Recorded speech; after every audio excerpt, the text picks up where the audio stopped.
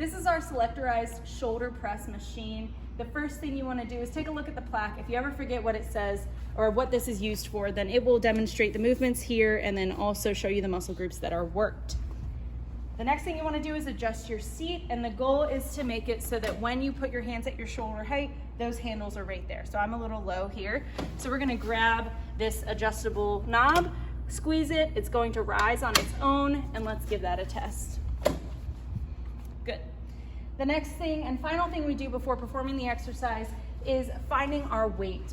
I recommend starting lower in increments of 10, and then of course adding weight as you need more of a challenge. The other option is going to be you can add 5 pounds by keeping this on, or take off 5 pounds, or not add 5 pounds by keeping that off.